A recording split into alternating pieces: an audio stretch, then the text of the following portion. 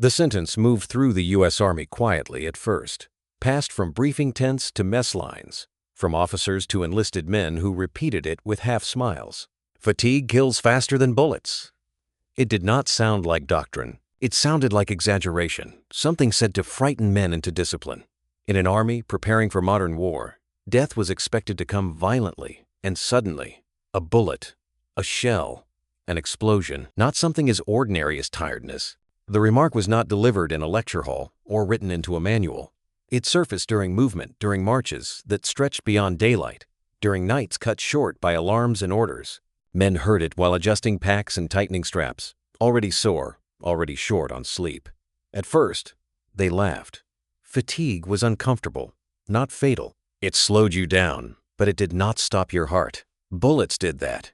Yet the sentence lingered because it came from George S. Patton, a commander known not for softness, but for relentless aggression. When Patton spoke of danger, soldiers listened, if only to argue with him later. His warning unsettled them precisely because it contradicted the logic they carried into war. Combat, they believed, was about courage under fire, about surviving moments of terror, about being hit or not. Patton offered a different arithmetic. He treated exhaustion as a weapon, one that required no enemy to fire it. It worked slowly, invisibly, accumulating hour by hour. A tired man did not collapse dramatically. He hesitated. He misjudged distance.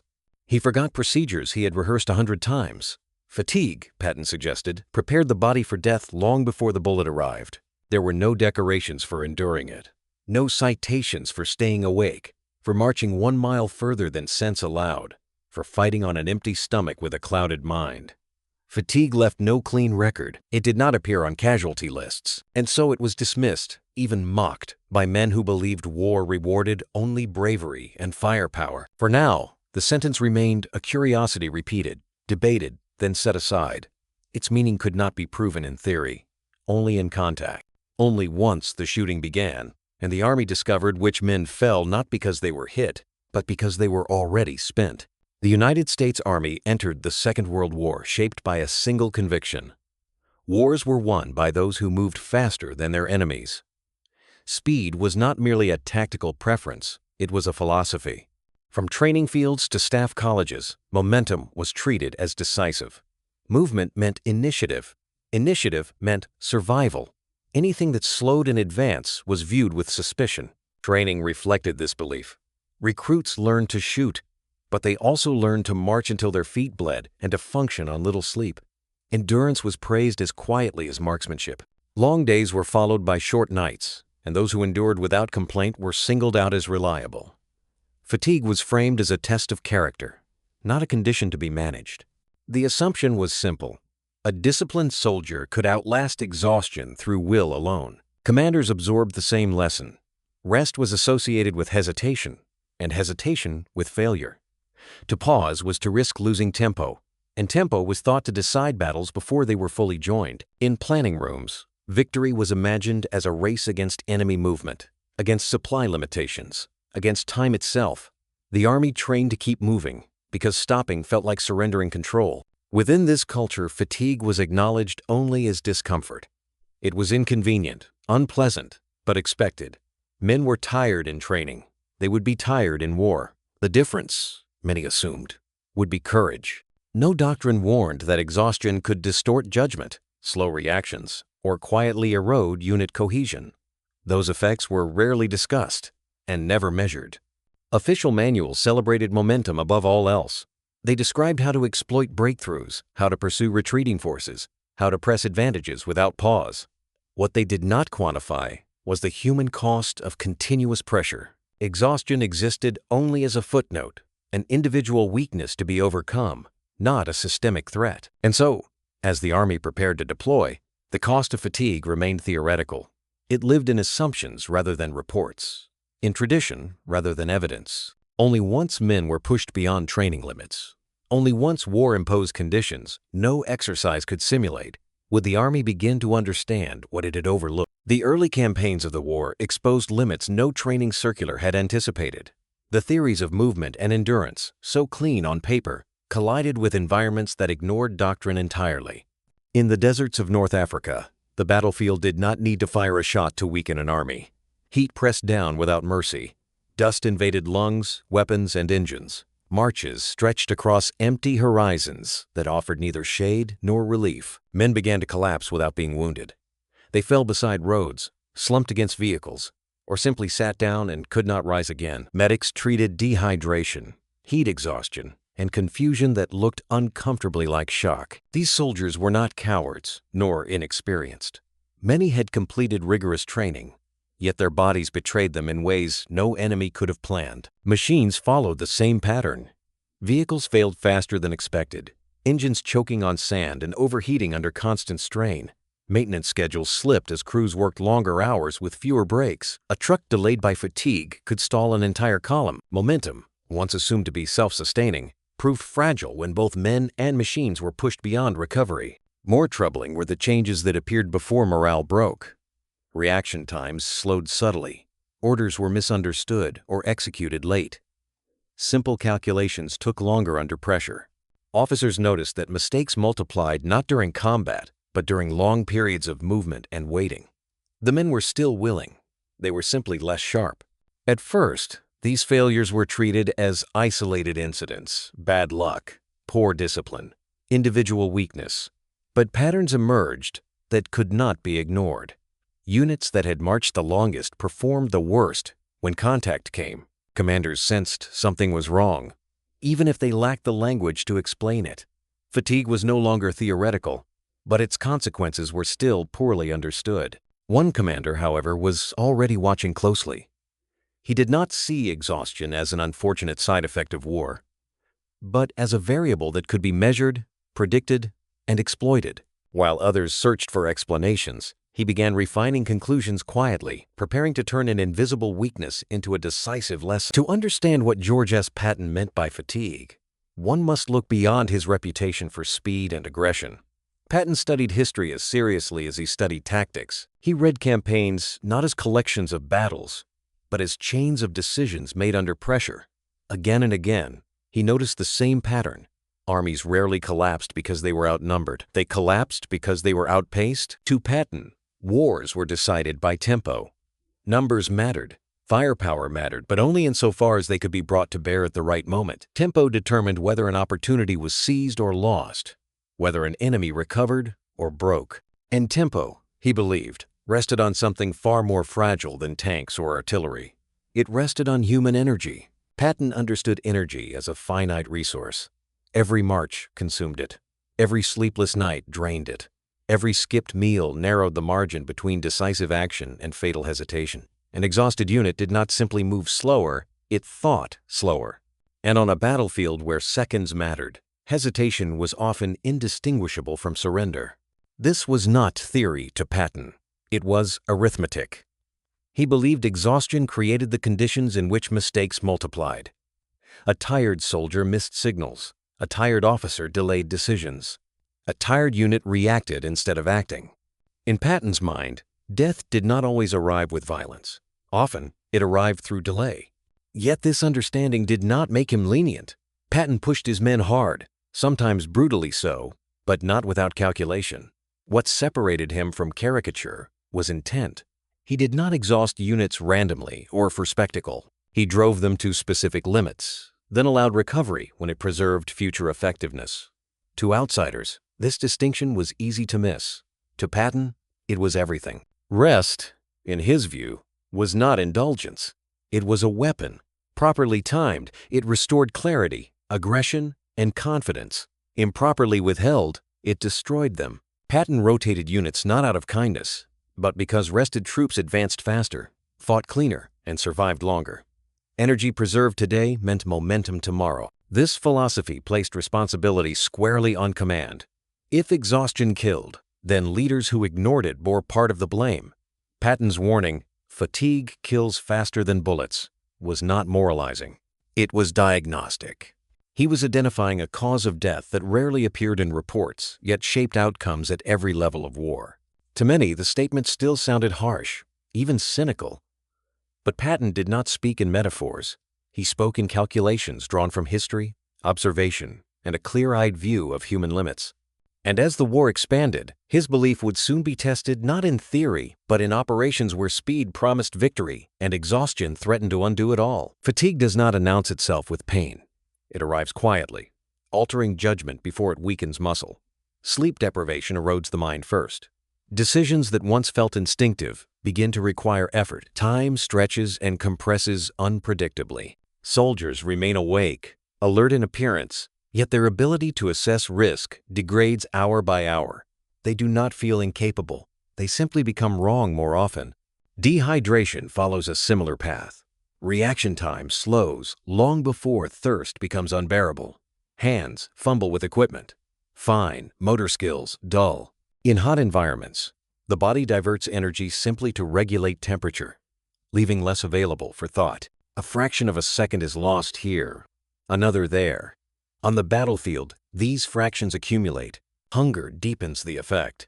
Without adequate calories, fear magnifies and confusion spreads. The brain, deprived of fuel, defaults to simplicity. Complex instructions feel overwhelming. Patience. Small frustrations provoke disproportionate responses. Under fire, a hungry soldier is not merely weaker, he is more easily startled, more likely to misinterpret sound and movement. Anxiety fills the gaps where clarity once lived. Fatigue narrows vision in ways both literal and cognitive. Peripheral awareness contracts. Soldiers stop noticing movement at the edges of sight.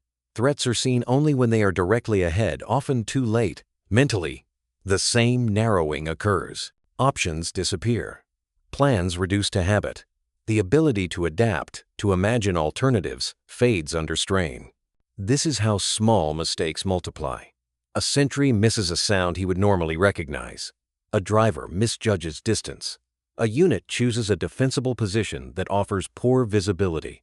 None of these errors feel dramatic in isolation. Together, they create vulnerability. Stress accelerates the process, forcing tired minds to operate at the edge of their capacity. Importantly, these failures often occur without conscious awareness. Exhausted soldiers rarely perceive themselves as compromised. Confidence lingers even as competence declines. This illusion is among fatigue's most dangerous effects. Men believe they are still functioning normally, even as their margin for survival collapses. In this state, bullets become the final step rather than the primary cause. Exhaustion sets the conditions. It strips away attention, judgment, and coordination. When contact comes, the body responds too slowly or not at all. Firepower exploits what fatigue has already weakened. This is why exhaustion kills indirectly, yet decisively. It does not replace the enemy, it assists him. The battlefield punishes tired minds more efficiently than tired bodies, because the body often fails only after the mind has already surrendered precision. But command in war is exercised through uncertainty. Even under ideal conditions, commanders operate with incomplete information maps, already outdated, reports delayed or contradictory, intentions inferred rather than confirmed. In such an environment, clarity of thought becomes a weapon in itself. Fatigue dulls that weapon first. As exhaustion accumulates, the ability to adapt weakens. Tired commanders become slower to reassess assumptions, more reluctant to revise plans. Decisions that once flowed from intuition begin to require justification. The mind seeks stability, even when circumstances demand change. Under strain, leaders do not necessarily make reckless choices, they make cautious ones at the wrong time. Overextended units begin to miss signals and warnings. Radio messages are misheard or delayed. Visual cues go unnoticed. A flanking movement is detected too late. A withdrawal order arrives after the moment has passed. These failures rarely announce themselves as fatigue-related. They appear as friction, as chance, as the fog of war doing what it always does. Coordination suffers next. Timing slips between infantry and armor. Artillery fires on outdated positions. Units that train to move as a single organism begin to act independently, not by design, but by necessity. Small delays cascade into larger disruptions. What was once a synchronized advance fragments into disconnected effort. As flexibility disappears, orders become rigid. Commanders fall back on pre-written plans and rehearsed responses, not because they are optimal, but because they are familiar. Initiative narrows. Subordinates receive instructions that no longer match conditions on the ground. The system stiffens precisely when it needs to bend. The enemy often exploits this weakness without understanding its cause. Opposing forces respond to openings as they appear, unaware that those openings were created by exhaustion rather than incompetence. A gap in the line, a delayed counterattack, a poorly coordinated defense, these are read as tactical failures. In reality, they are symptoms. What makes fatigue so dangerous at the command level is its invisibility. Leaders rarely recognize its influence while they are under it. They attribute mistakes to subordinates, to terrain, to enemy action.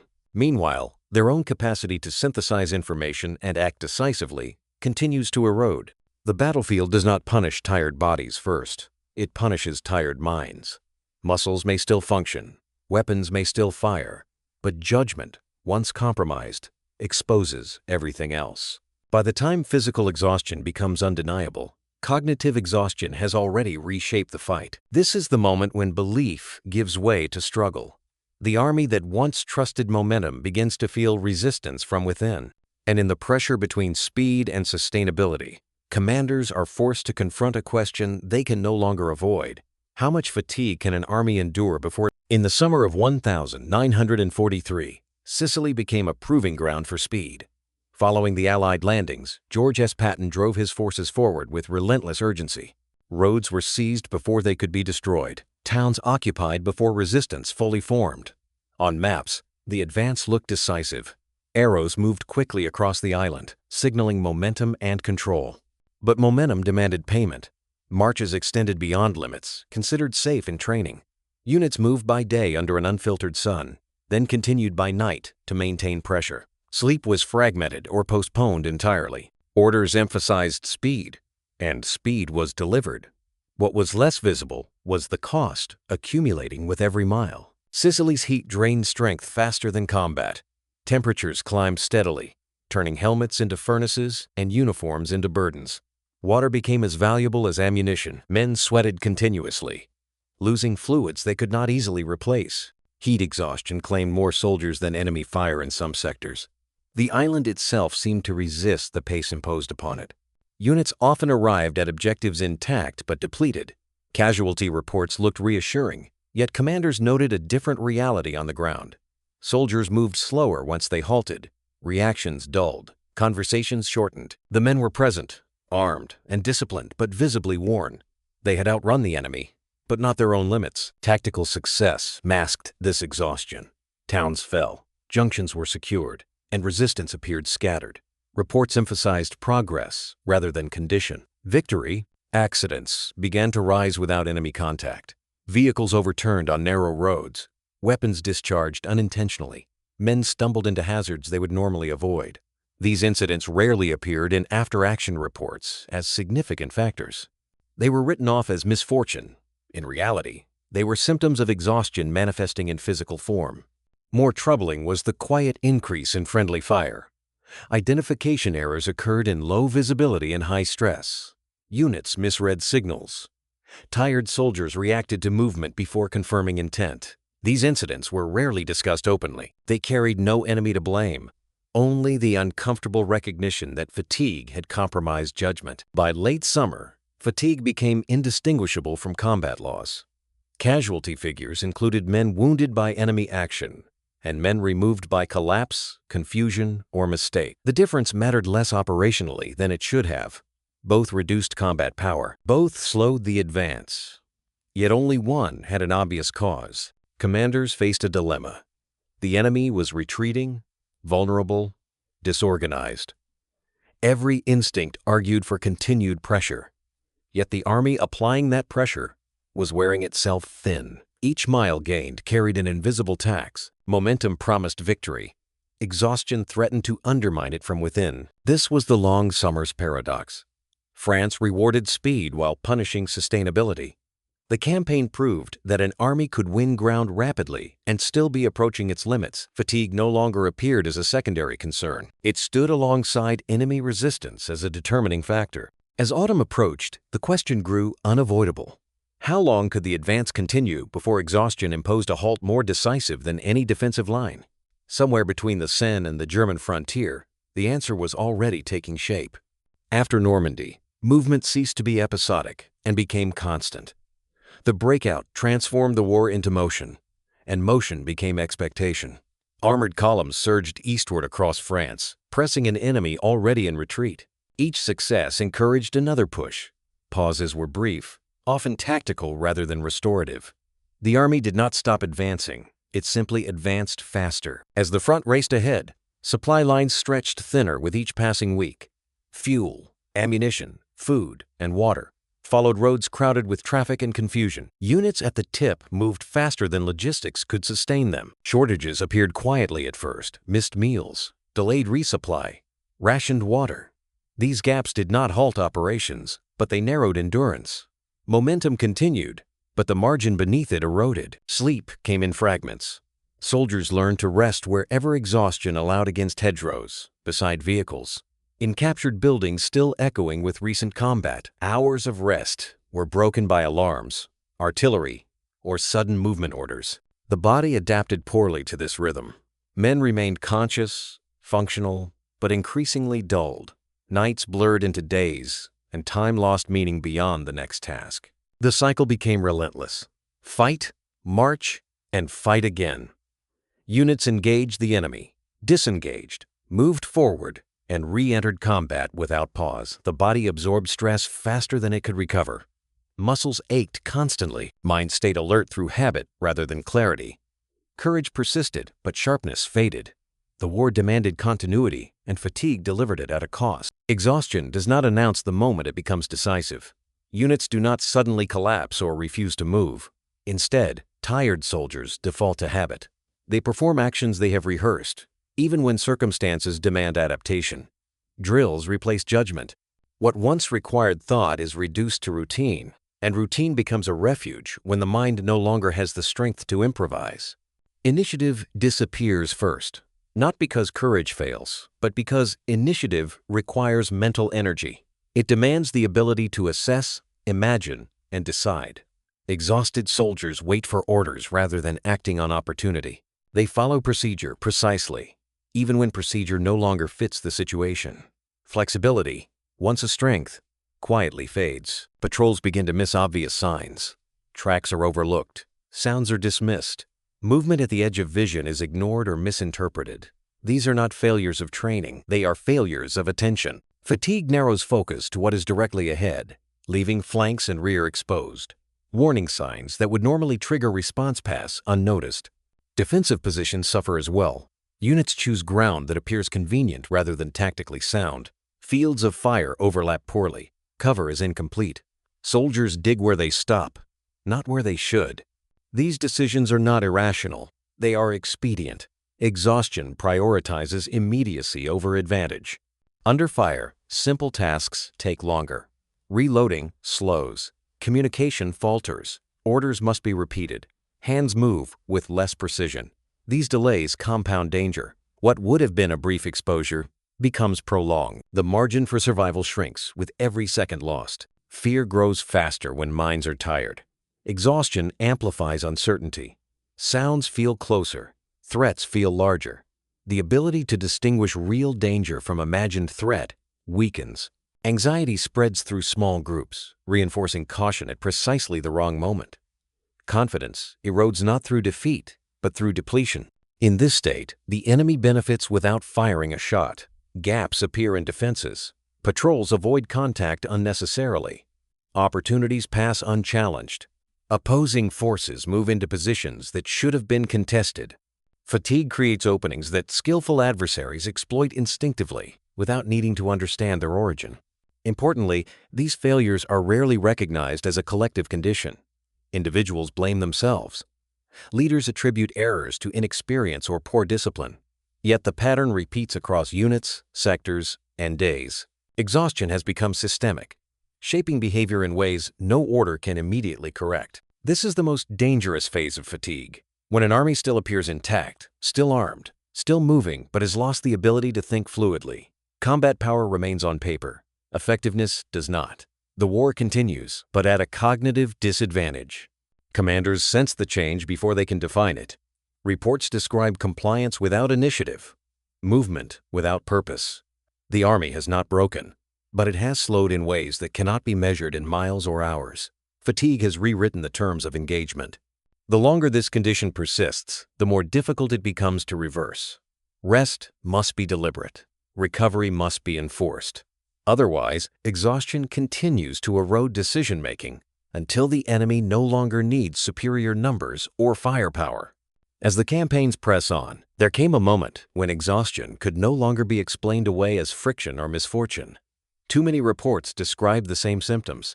Too many units showed the same patterns. Across commands, leaders began to recognize that fatigue was not an incidental hardship, it was shaping outcomes. Quietly at first, commanders started tracking exhaustion with the same seriousness they tracked ammunition, fuel, and casualties. This shift marked a turning point. Fatigue was no longer treated as an individual weakness or a temporary inconvenience. It became a collective condition that could be anticipated, managed, and if ignored, paid for. Staff officers began to factor rest into planning cycles, not as a courtesy, but as a requirement. The language of endurance gave way, slowly, to the language of preservation. Rest schedules became strategic decisions. Hours off the line were weighed against opportunities gained or lost. A unit held back for recovery might delay an advance, but it could also prevent a collapse later. These calculations were uncomfortable. Every pause risked criticism. Every delay invited second-guessing. Yet the evidence was growing too consistent to dismiss. Rotations were enforced despite pressure from above and below. Commanders resisted the instinct to keep fresh units engaged indefinitely. Tired formations were pulled back, even when they insisted they could continue. This was not always welcomed. Soldiers equated withdrawal with failure. Leaders equated it with lost momentum. But experience had begun to teach a harsher lesson. Exhausted units did not fight better by staying longer. For George S. Patton, this realization did not come as a surprise. What changed was the willingness to act on it openly. Patton slowed advances not because he doubted speed, but because he understood its cost. He preserved effectiveness by accepting temporary restraint. This was not retreat. It was recalibration. Momentum was redefined. It no longer meant continuous movement at any cost. It meant sustained pressure without collapse. An army that paused deliberately could resume with greater force. An army that ignored fatigue risked stalling at the worst possible moment. The difference lay not in miles gained, but in readiness preserved. The army began to learn how to pause without stopping. Advances were staggered. Rest was layered. Units rotated through rear areas not to disengage from the war, but to remain capable of fighting it. Recovery became part of tempo rather than its enemy. This balance was imperfect and often contested, but it represented a fundamental change in thinking. Perhaps most importantly, fatigue was finally named as an enemy. Once identified, it could be discussed without embarrassment. Commanders could acknowledge its presence without admitting weakness. Medical officers could present data without being dismissed. The invisible killer gained a name, and with it, legitimacy. This awareness did not eliminate exhaustion. War still demanded long hours, harsh conditions, and relentless pressure. But it changed how those demands were understood. Fatigue was no longer an acceptable byproduct. It was a risk to be managed, like exposure or enemy fire. The turning point was not dramatic. There was no single order, no declaration. It emerged through accumulated observation and hard-earned restraint. The Army adapted not because doctrine required it, but because reality enforced it. And in that adaptation lay a quiet truth. Speed alone did not win wars. Endurance alone did not either. Victory depended on knowing when to press and when to preserve. Having learned that lesson at great cost, the Army moved forward again, this time with a clearer understanding of what it was truly fighting, not just the enemy ahead, but the exhaustion within. As the campaigns lengthened, casualty reports began to tell a more complicated story. On the surface, they recorded the familiar metrics of war killed, wounded, missing. But beneath those totals, patterns emerged that could not be explained by enemy action alone. Losses spiked not only after major engagements, but after periods of prolonged movement, sleeplessness, and sustained pressure. Combat did not tell the whole story. Something else was shaping the body count. Breakdowns correlated closely with overextension. Units that advanced the farthest, the fastest, and for the longest periods without relief suffered disproportionately. These formations were not always facing heavier resistance. Often, they were operating against weakened or retreating enemies, yet their casualty rates climbed. Vehicles failed, accidents increased, and mistakes multiplied under stress. The connection was no longer anecdotal. It was consistent. By contrast, units granted rest, even brief, imperfect rest, showed a different pattern. Their losses were lower, their reactions sharper, their cohesion stronger under fire. When contact came, they responded with discipline rather than panic. The difference was not courage or experience. It was condition. Rest did not eliminate danger, but it reduced vulnerability. Medical officers began to confirm what commanders were sensing intuitively. Reports from the United States Army Medical Corps documented cognitive decline associated with exhaustion. Reaction times slowed measurably. Judgment suffered. Symptoms once attributed to stress or morale were linked directly to sleep deprivation and physical depletion. Fatigue was impairing performance long before it produced visible collapse. These findings reinforced hard-earned intuition. What officers had learned through observation was now supported by evidence. Exhaustion was not merely discomfort endured by tough men. It was a condition that degraded combat effectiveness in predictable ways. The data did not dramatize the problem. It clarified it. Fatigue proved measurable, not abstract. It could be tracked through hours awake, miles marched, calories consumed, and hydration levels maintained. It left signatures in error rates and casualty spikes. Once quantified, it could no longer be dismissed as weakness or exaggeration. It became a factor of planning, as real as terrain or weather. Quietly, doctrine began to shift. Manuals were not rewritten overnight. There were no sweeping announcements. But planning assumptions changed. Rest was no longer treated as lost time. It was recognized as investment. Rotations were refined. Limits were imposed where none had existed. These changes lacked drama, but they altered outcomes. This shift was not universally welcomed. Pressure to maintain momentum remained intense. Every pause invited criticism, yet the numbers spoke clearly. Units that ignored fatigue paid for it later, often at the worst possible moment. Those that managed it preserved fighting strength. The turning point lay not in philosophy, but in accounting. Once fatigue appeared in reports, once it explained discrepancies between effort and result, it gained legitimacy. Commanders could justify decisions to pause, rotate, and recover not as caution, but as necessity. Bullets still killed. Artillery still maimed. But the data revealed a quieter truth. Exhaustion often decided who was exposed to those bullets, who reacted in time, and who made the error that proved fatal. Fatigue did not replace the enemy. It prepared the ground for him. By naming fatigue and measuring its effects, the Army acknowledged a reality long ignored. War was not only a contest of firepower and movement, it was a contest against human limits. And those limits, by the later stages of the war, the phrase was repeated with a different tone. Fatigue kills faster than bullets no longer sounded like provocation or exaggeration. It was spoken as summary. Officers quoted it without irony. Soldiers understood it without argument. What had once been dismissed as a harsh remark had been clarified by experience. The change lay not in the words themselves, but in what they now represented. George S. Patton had never romanticized rest. He did not speak of it as comfort or reward. To him, rest was a tool, one that could be applied with the same intent as firepower or maneuver.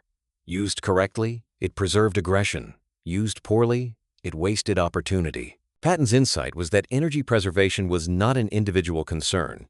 It was a command responsibility.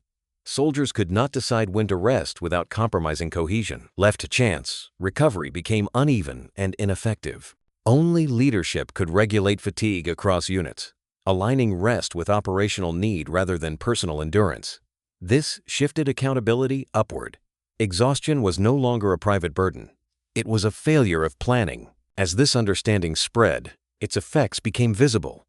Soldiers fought better when their minds were intact. They reacted faster, coordinated more cleanly, and adapted under pressure. Discipline improved, not through harsher enforcement, but through clarity. Confidence returned not because danger decreased, but because judgment improved. Fatigue had been clouding performance more than fear ever had. Speed, once idolized, was re-examined. The Army learned to distinguish momentum from haste. Momentum meant sustained pressure applied intelligently. Haste meant movement divorced from recovery. The difference was subtle but decisive. When the war ended and histories began to form, fatigue left little trace. Battles were remembered for their explosions, their decisive maneuvers, their casualty figures carved into stone and paper. Violence was visible. It photographed well. Exhaustion did not. It slipped between categories, unrecorded and unnamed, even though it shaped outcomes as reliably as firepower. Fatigue accounted for countless losses that never appeared in official tallies: men who misjudged a step and fell under fire, crews who reacted a second too late, officers who issued the wrong order at the wrong time. These deaths were attributed to chance, enemy action, or error. Rarely were they traced back to the weeks of sleeplessness and strain that made those errors inevitable. History favors visible violence over silent decay. It measures shells fired, divisions engaged, miles gained. It struggles to record diminished judgment or eroded attention. Yet many deaths could be traced to moments when exhaustion had already narrowed perception and slowed reaction. The bullet was final. Fatigue was preparatory. Command failures often began with sleeplessness, not dramatic collapse, but subtle distortion. A tired commander misread a report. He delayed a decision. He trusted a plan that no longer fit conditions. These were not failures of courage or intelligence. They were failures of capacity. The mind, pushed beyond recovery, lost its margin. These patterns repeated across theaters and armies. They appeared in deserts and forests, in summer heat and winter cold. Terrain changed. Technology evolved. Human limits did not. Fatigue remained the constant, shaping what was possible long before the enemy intervened. The human limit defined operational reality more firmly than any map. Armies could plan advances of unlimited scope, but bodies could not sustain them indefinitely. Endurance imposed boundaries doctrine could not erase. When those boundaries were ignored, effectiveness declined regardless of resources committed. Technology offered partial relief, but never replacement. Vehicles reduced marching distance, but introduced maintenance strain. Radios improved communication, but increased cognitive load. Weapons became more lethal, shortening engagements, but intensifying stress. Each innovation shifted fatigue rather than eliminating it. The body still required rest. The mind still needed recovery. In the decades that followed, this truth was repeatedly rediscovered. Modern armies studied fatigue scientifically, quantified sleep cycles, and built rest into doctrine. Yet under pressure, the same temptation returned: to demand more, to push longer, to treat exhaustion as weakness rather than limitation. Each generation relearned the lesson through cost. The war's invisible killer endured because it was easy to ignore. Exhaustion did not threaten morale directly. It did not announce defeat.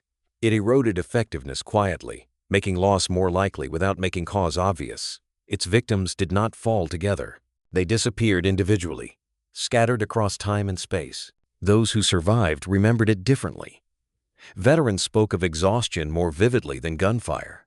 They recalled the fog, the slowed thinking, the sense of operating on instinct alone. Many could not remember specific battles clearly, but they remembered being too tired to think. That memory lingered longer than fear. Fatigue shaped not only outcomes, but ethics. Leaders decided how much exhaustion was acceptable, how much risk could be imposed indirectly. Pushing harder promised results. Restraint demanded patience. The difference lay in whose limits were respected. War tested not only strategy, but response. The lesson of fatigue challenged romantic ideas of endurance. It showed that courage could not replace sound judgment, that discipline could not recover lost reaction time, that willpower alone could not maintain clarity. The body and mind enforced limits that no belief system could override. In this sense, fatigue was universal. It affected commanders and foot soldiers alike. It recognized no rank, no training, no reputation. It accumulated quietly, indifferent to intent. When ignored, its consequences were evenly felt. The conflict demonstrated that neglecting fatigue did not create heroism. It created mistakes. It did not hasten success. It delayed it. Forces that learned to manage exhaustion gained an advantage not through compassion, but through effectiveness. They performed better because they thought more clearly. Yet this understanding remained fragile. Without memory, it faded. Without evidence, it was dismissed. Without leadership, it was overridden by urgency. Fatigue returned whenever pressure increased and patience collapsed. This was why Patton's observation endured. Not because it was clever, but because it identified something history often chose to ignore. It gave a name to an adversary that carried no insignia, no banner, no defined line of engagement. Weapons caused immediate loss.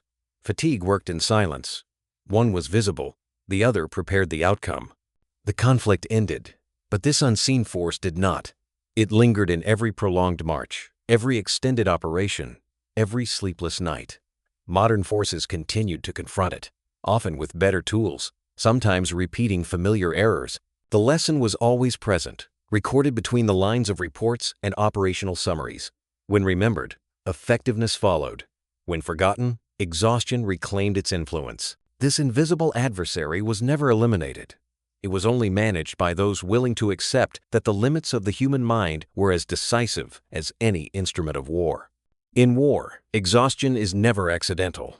It is distributed. Leaders decide explicitly or implicitly how much fatigue is acceptable, how far men can be pushed before recovery is permitted, how much strain is justified by opportunity. These decisions are rarely framed as moral choices. They are presented as necessity. Yet they shape outcomes as surely as orders to advance or hold. Pressure makes these choices harder. The battlefield rewards urgency. Opportunities appear briefly and vanish quickly. Commanders feel the weight of time, the fear that hesitation will squander advantage. Under such pressure, the temptation is always the same. Demand more, push further, extend the march, delay the pause. Fatigue, after all, is invisible until it is not. Wisdom in command lies not in constant restraint, but in discernment. Knowing when to push is expected. Knowing when not to push is rarer. It requires accepting criticism, resisting momentum, and trusting that preservation today enables success tomorrow. This kind of judgment cannot be improvised under strain. It reflects character formed before the decision arrives. Fatigue reveals leadership under stress more clearly than defeat ever could. When units begin to fray, when mistakes increase, when judgment dulls, leaders are exposed. Some respond by tightening control, issuing harsher orders, demanding compliance where clarity has vanished. Others recognize the signal and adjust. The difference is not skill alone, it is responsibility. Careless ambition sacrifices men indirectly. It does not order them into obvious danger. It denies them recovery. It treats exhaustion as expendable. The result is rarely immediate. Losses appear later, dispersed, attributed to chance or enemy action. Yet the origin lies in a decision made earlier, often far from the point of contact. Effective command protects strength as carefully as it seizes ground. Territory can be retaken. Men cannot. Leaders who understand this do not romanticize endurance. They respect it as finite. They measure success not only by advance, but by what remains capable after the advance is complete. This is where George S. Patton's warning transcends tactics. Fatigue kills faster than bullets is not merely an operational observation. It is an ethical one. It assigns responsibility. If exhaustion kills, then those who permit it unchecked share in the outcome. Patton was often accused of cruelty, yet his statement reflects a deeper concern for effectiveness and survival. He understood that wasting men through exhaustion was no less damaging than wasting them through poor tactics. Both reduced combat power. Both betrayed trust. One was simply easier to overlook. Leadership is tested not by how much it can extract, but by how well it can preserve. Demanding more is easy. Restraint requires confidence. It requires the willingness to accept slower progress in exchange for sustained capability. In war, this choice is rarely popular. It is, however, decisive. Fatigue also exposes honesty within command structures. Leaders who acknowledge limits invite adjustment. Those who deny them invite failure. Pretending endurance is infinite does not make it so. It merely postpones recognition until consequences are unavoidable. The moral weight of fatigue lies in its predictability. Exhaustion does not strike randomly. Its effects are known, measurable, and repeatable. To ignore them is not ignorance. It is choice. And choice carries responsibility. This is why fatigue shapes legacy. Commanders are remembered not only for victories won, but for costs incurred. The difference between necessity and negligence is often written in how exhaustion was managed. History judges harshly those who squander strength for impatience. The lesson extends beyond one war, one army, one man. Every generation of leaders faces the same pressure, the same temptation, the same limits. Technology changes. Doctrine evolves. Human endurance remains constant. The ethical burden remains as well. Patton's warning endures because it forces an uncomfortable reckoning. It challenges the idea that success justifies all strain. It insists that effectiveness and responsibility are inseparable. It reminds leaders that the human element is not a resource to be consumed, but a capability to be protected. In the end, leadership is not proven by how much pain it can impose, but by how much strength it can preserve under pressure. Fatigue reveals whether command sees soldiers as expendable instruments or finite lives entrusted to its judgment. The war demonstrated this truth repeatedly.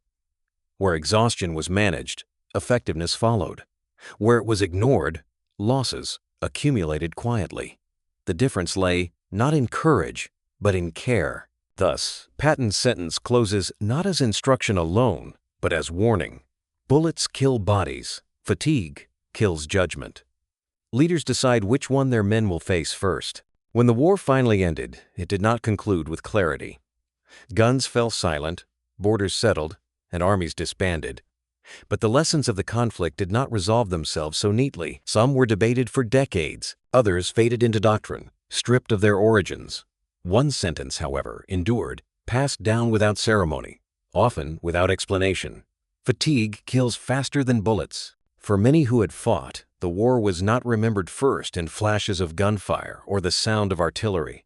It was remembered in exhaustion, in the weight of equipment that seemed heavier each mile, in the fog that settled over the mind after too many nights without sleep. Veterans spoke less about specific engagements than about being permanently tired about functioning on instinct when thought no longer came easily. Exhaustion lingered in memory long after fear receded. This recollection unsettled popular narratives. War was supposed to be remembered for heroism under fire, for decisive moments of courage. Fatigue did not fit easily into that story.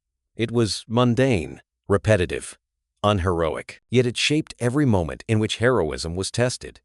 It determined who noticed danger, who reacted in time, and who did not. George S. Patton's words survived precisely because they captured this uncomfortable truth. They were quoted in manuals, speeches, and memoirs, often without context. Sometimes they were used to justify discipline, other times to argue for restraint. The meaning shifted with the speaker, but the truth beneath them remained intact. Bullets kill quickly. They announce their presence. They leave evidence that cannot be ignored. Fatigue works differently. It kills patiently. It accumulates, unnoticed, tolerated, even normalized. Its damage is indirect, delayed, and therefore easy to deny. When death comes, fatigue rarely receives blame. The bullet does. One is visible. The other is ignored. Armies prepared to survive bullets. They trained for them, armored against them, calculated their effects. They did not prepare with equal seriousness for exhaustion. It was assumed to be endured rather than managed. Strength of will was expected to compensate for depleted judgment. Discipline was supposed to replace sleep. Courage was meant to overcome biology. It did not. Many who fell did so not because they lacked bravery, but because fatigue had already claimed their attention, their judgment, their margin for survival. They misread a signal. They hesitated. They chose poorly under pressure. The fatal moment arrived later, but the cause had been building for weeks. This was the war's quiet irony. Men feared bullets, but lived with exhaustion. One was respected as lethal. The other was treated as background noise. Yet again and again, exhaustion proved decisive, not in grand moments, but in cumulative consequence. After the war, institutions attempted to preserve the lesson. Studies were conducted, doctrine adjusted, fatigue was measured, scheduled, mitigated. For a time, the truth held, but memory fades faster than experience. As new generations replaced, old urgency returned. The temptation to demand more resurfaced.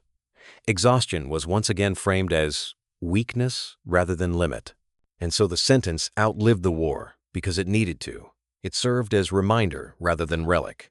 It warned not of past mistakes, but of future ones waiting to be repeated. Every long operation, every extended deployment, every decision to push without pause revived its relevance. The sentence endured because it did not belong to one battlefield or one era. It belonged to the human condition under strain. Wherever men were asked to function beyond recovery, it applied. Wherever leaders ignored limits, it predicted outcome. History often celebrates those who push hardest. It is less comfortable honoring those who stop in time. Yet effectiveness is not measured by how much can be extracted, but by how much remains functional when it matters most. The war proved this repeatedly, at a cost that could not always be counted. In the end, Patton's words were not cynical. They were protective. They acknowledged a truth leaders preferred to avoid, that men are not machines, and that ignoring this fact does not produce strength, it produces failure. The sentence closed the war not with triumph, but with understanding. Bullets were feared because they were obvious. Fatigue was dangerous because it was familiar. One demanded armor. The other demanded wisdom.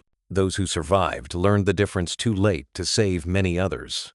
They prepared to survive bullets and discovered that exhaustion had already shaped their fate. That is why the sentence remains, not as a slogan, not as exaggeration, but as warning. Because long after the last shot is fired, fatigue is always waiting, quiet, patient, and ready to finish what bullets begin.